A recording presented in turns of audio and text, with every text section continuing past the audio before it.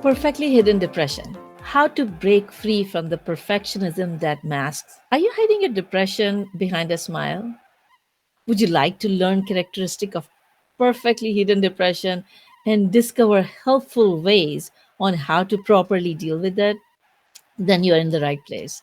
Today, we are interviewing Dr. Margaret Rutherford, and she's going to talk about some of the ways to identify and deal with depression that may be hidden. And stay towards the end because I have a special at the end and some great announcements. Please give us a thumbs up if you're able to hear and see us. Welcome to Happy and Healthy Mind. If this is the first time you guys are joining us, my name is Dr. Rozina, and I have been serving as a medical doctor specializing in psychiatry, a best-selling author and speaker. I started this program because I truly believe that a lot of suffering can be prevented with simple mind training. So we bring practical tools in these programs so you can avoid suffering unnecessarily.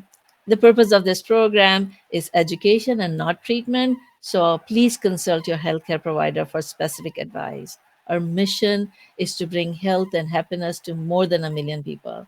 So if you find value, please like, subscribe, and share so more people can benefit and live happier and healthier life. And if you're joining us live today, you can put your questions in the comment section and we'll try to answer them. If you would like to join us in future in live program, you can text the word joyful to 38470 and we'd be happy to send you reminder and resources link. And so today our guest is Dr. Margaret Rutherford.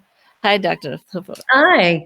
Thanks So for glad to joining. be here. So, Dr. Margaret has been a psychologist in private practice for over 25 years and is the author of the book Perfectly Hidden Depression: How to Break Free from Perfectionism That Masks Your Depression. In her book, she shares a lot of clinical cases and techniques, and we'll learn some of those today. So before we ask Dr. Margaret a question, I have a question for you guys attending live. Please share. Do you know anybody who may have depression or anxiety that is hidden? You just have to say yes or no. Okay. So, Dr. Margaret, how did this topic become important in your life? Well, actually, Rozina, I have been blogging longer than I've been podcasting. I've been blogging since 2012. And back in the spring of 2014, I was just sitting in my sunroom and thinking about some of the patients that I had seen over the years that, one, I had not initially diagnosed with depression, but two, would certainly never say to me when they walked through the door, I'm depressed. In fact, usually they were like, I'm not real sure why I'm here, but there's something in my gut telling me something's wrong, or I'm anxious, or my partner says I need therapy, or something like that. But the similarity between all of them is that they were highly perfectionistic. They carried a lot of shame and fear, and that was driving the perfectionism. But the other thing that was so notable, they could be talking about something that most of us would consider traumatic, like a rape or abusive parents or something, and they would be smiling. They would be saying, "Oh, well, that was a long time ago, and it's really not important." So the work became to connect them with those emotions. But I wrote about these people in a post called "The Perfect." I just grabbed the term "perfectly hidden depression" out of the air, and said, "The perfectly hidden depressed person, are you one?" Well, the post went viral. And I had never had a post go viral before. And I was pretty shocked. At the time, I was writing for HuffPost, and I put it on there. And I had forgotten that I had left my email address on the bottom of the post. So your email box got filled. Well, I got hundreds of emails. How do you know this? It's like you're inside my head. I think my wife has this, whatever. So I trudged through all those emails and said, I'm thank you so much. And this is so I got really interested in the topic and started looking at both the academic literature and the popular literature. And of course, I found Dr. Brene Brown's work on vulnerability and shame and perfectionism. But even she didn't really talk about or focus on the specific link between perfectionism and depression. The academic researchers did. And they were finding that as perfectionism rates go up, so were suicide rates, and they were correlated with one another, especially with one specific kind of perfectionism. So I contacted them, talked with them, and I just said, well, this book has found me. I'm going to write a book called Perfectly Hidden Depression. That's wonderful. Great, because it can help so many people. Like I call it like high functional depression. And you, how do you differentiate from a high functional depression means a person who has depression, but they're able to still function at a higher level. I think the hidden depression is a little different. So can you explain the difference? It is. I think people who have high functioning or smiling depression will see themselves in the book as well. But you just said it. They know they're depressed. They can go down the symptom criteria list diagnostically for depression and they go, yes, I have this. I'm hopeless. I feel helpless. I have foggy thinking. Sometimes I think about killing myself. I don't enjoy things I used to enjoy as much. All the symptoms fit them. Maybe therapy even, but they somehow have the ability to slap a smile on their face and go about. And not that have more severe than that aren't have some sort of weakness. They don't. But for some reason, those people are able to do that. Actually, the people that I'm most concerned about, well, not I'm very concerned about, are the people who don't know anything is wrong. They think the way they're living is life, one, is successful. They look fulfilled. They have great friends. They are very busy in the community. They volunteer. They work hard. They raise their kids. They work in church. They do all these kinds of things, and they look very, very productive and engaged. But there's something wrong. They cannot, like those people I was telling you in the office, they can't connect with emotional pain. They have literally compartmentalized that pain so long that started most likely in childhood that it has become an unconscious process. All of us drive, and we can remember laughingly when we first started to drive, we had to focus on 10 and 2, and everything was very conscious and thought out. And now we get in our cars and we don't even think about it. That's what happens with perfectly hidden depression. It becomes an unconscious process. And what you're doing, Freud said therapy is all about bringing the unconscious to consciousness. And in some ways, that work is very typical with perfectly hidden depression as well. So, how do you diagnose if a person doesn't even recognize the symptoms? How do you diagnose this hidden depression? Yes. Well, as I said yesterday when we chatted, I'm not smart enough to think that I came up with some diagnosis that no one's ever thought about. There were writers of researchers in the 1990s who were talking about the dangers of perfectionism, and that when you have a perfectionistic person in front of you, you really need to be attuned to that idea. So, as far as diagnostically, I think of it as a syndrome. You don't diagnose codependence, which is probably the most well-known syndrome. You say, oh, I see you as having or being codependent. Perfectly hidden depression is the same way. And what I did was I came up with 10 traits that I thought were very reflective of someone, their behaviors. What do these people look like out in or in their own private lives? What do they look like? So that clinicians, mental health professionals, could have a rubric to use to say, well, gosh, fits this trait of the syndrome and this one and this one, this one. And when the cardiovascular community, years ago when they were trying to find out if someone was likely to have a heart attack, all the research was done with men. And so they lost this. They would say, oh, no, you don't have any kind of cardiology problem. And women have heart attacks.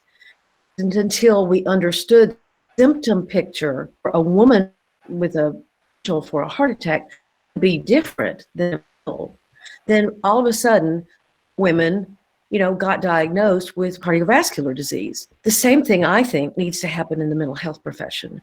We need to understand that sometimes if we follow our rigid little checklist and say, no, you don't fit this, so you're depressed, then we could miss people who actually could very well die by suicides. Yeah. It's a So, serious problem. yeah. So it may really help to know what are these traits that would make somebody have at least consider if someone of the audience is hearing what kind of traits they should look for. Sure.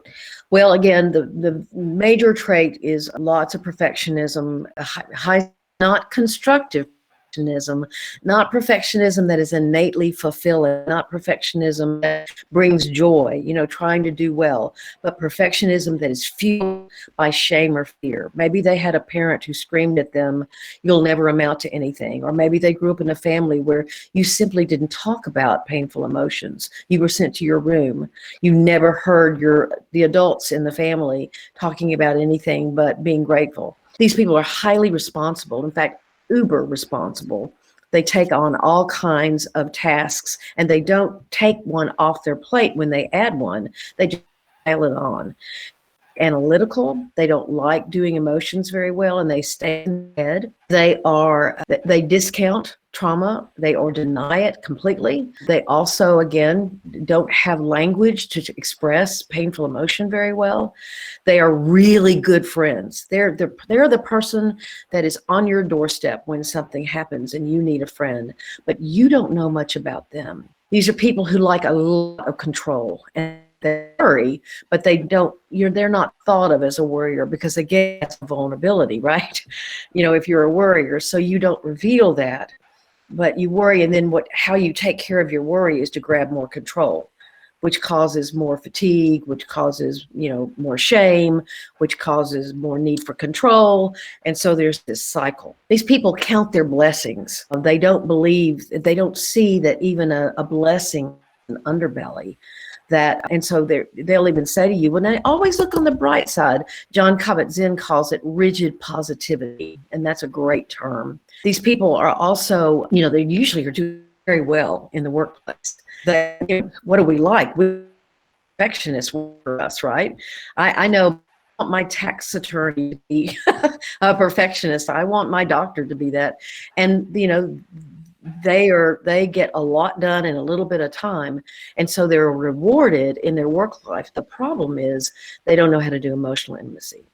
And then the last one is they frequently do have, or can certainly have, actual clinical diagnosis. Usually it's some form of anxiety, it's an eating disorder. They could have problems with a substance because they're trying to escape. So you don't want to, you can have generalized anxiety disorder or OCD or panic attacks and have the syndrome of perfectly hidden depression all at the same time. Yeah, yeah, that makes sense because, as you were saying, some of the initial traits, it seems like, okay, I also have it. I know a lot of you. Right. So we are a little bit perfectionist. We a little kind of are more positive. We focus on gratitude. And so these are kind of positive traits. So what makes hidden depression have the negative consequences? And so what I heard you identify was not accepting of your emotions, not having the emotional language to express, minimizing something, you're feeling it but you're trying to hide it, and you're focusing so much on taking care of other people that you don't take care of yourself. Yeah. Am I kind of on right track? You may not even feel it. I mean, you don't know how you feel. You're just kind of lost. But it's balance. I think that if you're responsible, that's okay. But I'm talking about hyper responsibility. I'm literally talking about people who, and the patients that come in to see me that have this or identify with it, have makes it sound like a diagnosis. They identify with it. They'll say, "Well, I was contacted to be the chair of this non committee to raise money." And I'll say, "So what are you going to give up?" And they're just astounded. "What do you mean, what am I going to give up? I'll just stay up later, or I'll get up early." Or, nothing comes up. So it is the lack of personal boundaries. Mm-hmm. They don't, focus Hmm. on accomplishment and tasks. Yeah. It's done. It would help if we can you share an example of someone typical with this kind of syndrome? Sure. In fact, this young woman was the first person who ever came into my office and said, "I heard you talking about perfectly hidden depression, and I think I have it." But then the second thing she said to me, as she kind of, kicked her foot and looked down, she goes, "But I can't talk to you about much of anything right now. I'm way too uncomfortable." And I said, "Okay, you're in charge. You're in charge." Well, come to find out, over about quite a while, about a year and a half that I saw her every week or every other week. As a child, she had been assaulted physically by her father, not sexually, but physically, to the point where she had to have several surgeries. But all her mother did was she got divorced, but her mother never talked about her father. She knew nothing about her father. The whole family just didn't talk about anything like that was painful. She took ballet and she became very perfectionistic at that point. Her mother also had anorexia and she developed anorexia. So when she got to college, what she had learned was I must do everything perfectly. She was engaged to the perfect guy. She did have great friends, but they didn't know that she struggled with the anorexia especially. Mhm. And she gradually told me that, again, very gradually, because this is scary to people. Perfectionism has been their friend. Perfectionism has been the way they have accomplished things. And so when I say, well, maybe it's better to have another strategy, it's like you're asking about my best friend. But what had happened was it turned out her say was abusing her physically and sometimes sexually, that he knew a secret about her that she didn't want anybody to know, and that she finally, very tearfully, or not even very, somewhat tearfully, told me about. And he had been blackmailing her that she better marry him. And she, about a year into treatment, but she was going to marry him. She ended breaking off the engagement, and after that, and then we worked toward accepting that, and she began to eat more normally and all that kind of thing. She told me two things as when we were sort of ending therapy. One, she said, I had a plan to kill myself when I walked in your door. I was going to Mhm. kill myself 3 weeks after I got married. And two, she told me what the secret was. And she said, I didn't think anyone could know that about me, and I would be accepted. I felt like I would be. And she said, but I told you, and you just held those emotions with me, and said you don't know the gift that you gave me. And so she'd been around in shame, and she was a wonderful young woman to work with. And I actually talked to her again last year, and she reiterated that beginning to confront her own perfectionism and her own shame had freed her. And it was interesting, too. She went on a trip with her mother, and her mother's rules had been, when they went on a car trip, that women don't eat. Men can eat, I don't care how long it is, but women can't eat on the car trip. And she got in the car and she said, Mom, I'm hungry. And your mother goes, Now, we don't eat on car trips. We girls, we don't eat. And she said, Mother, I'm hungry. Please stop the car. So she was making really big changes in her life. Wonderful, wonderful. That's really inspiring, that somebody's life was not only transformed but saved from losing a really potential life to suicide. So, thank you for doing that. I would love to kind of share some of the tools with our audience that if they are having something like this, or they know somebody, what are some of the steps they can take so that they can get the proper help if needed or take care of themselves better. Sure. I had written a book as a descriptive book. I was just trying to describe this syndrome, and I thought that's where it would end. And the people who eventually published it, New Harbinger, said, Oh, no, no, no, no, we need a treatment strategy. And then they looked at me and they said, And you have 2 weeks. I went, Oh, 2 weeks. So what I did, I came up with the 5 C's of healing or treatment.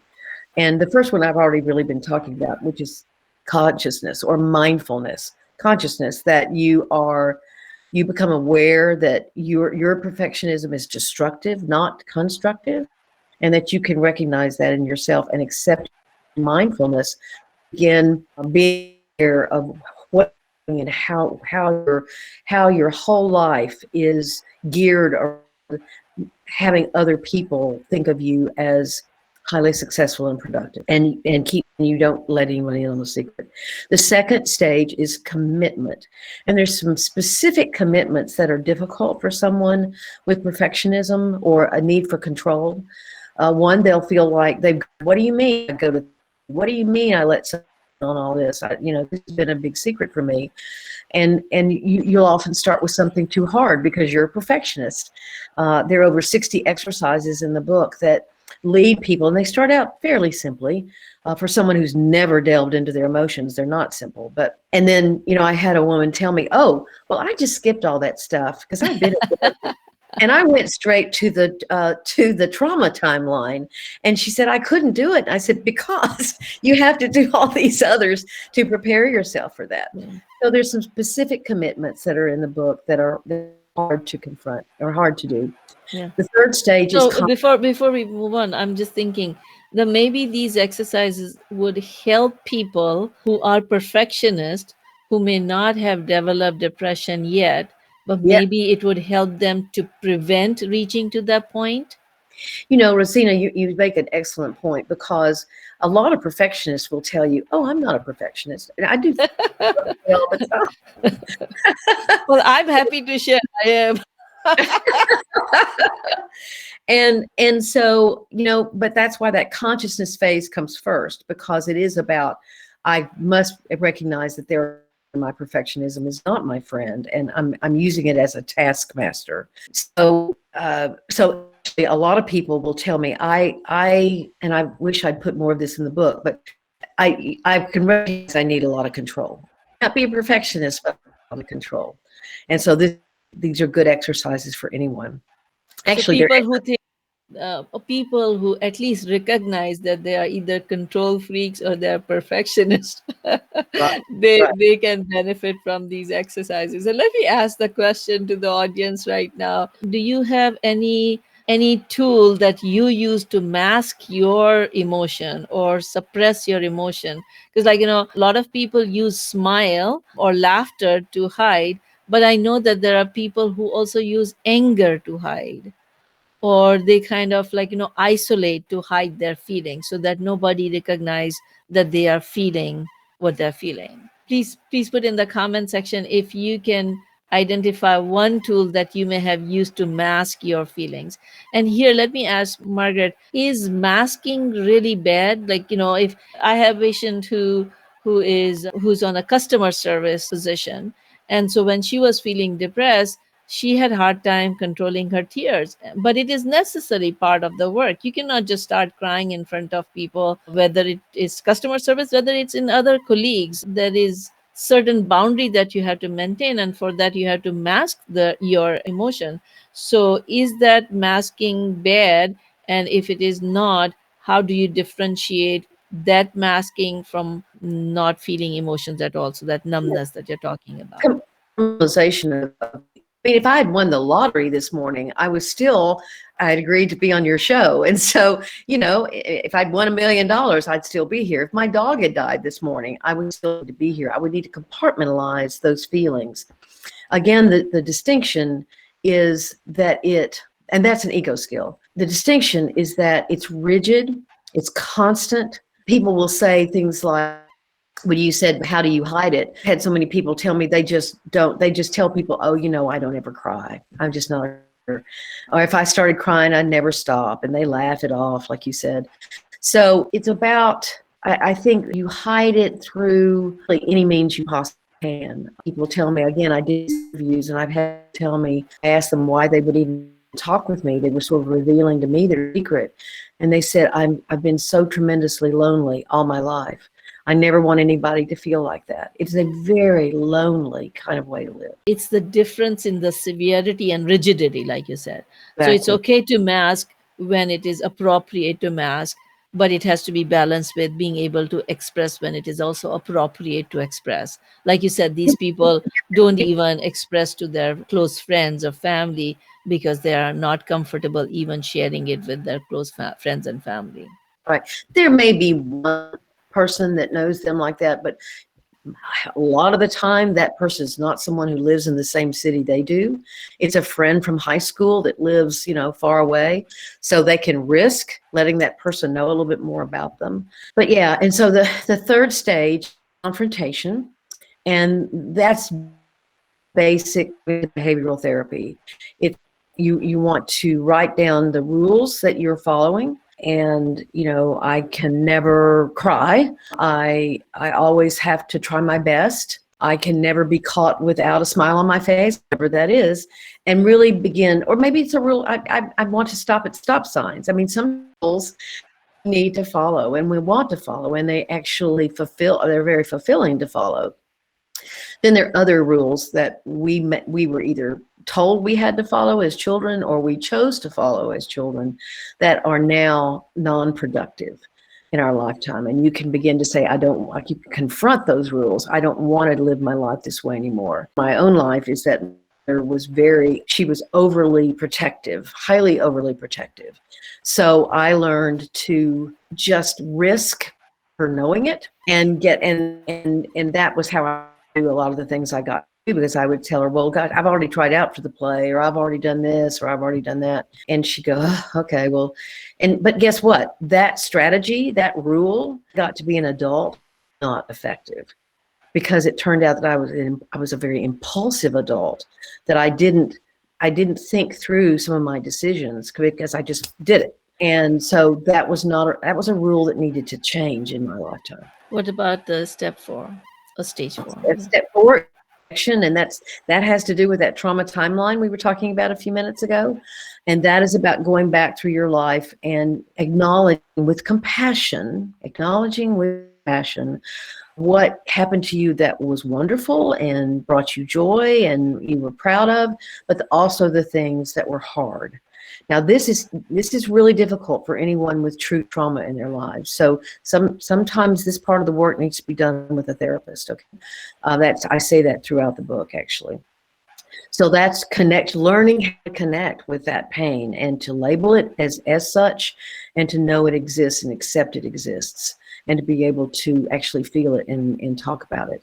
The 5th is change. I don't know about you, we're both mental health professionals, but what I've learned in my 25 or actually 28 years by now is that hope from inside, to connect the dots, very helpful. That, real hope is from behavior change.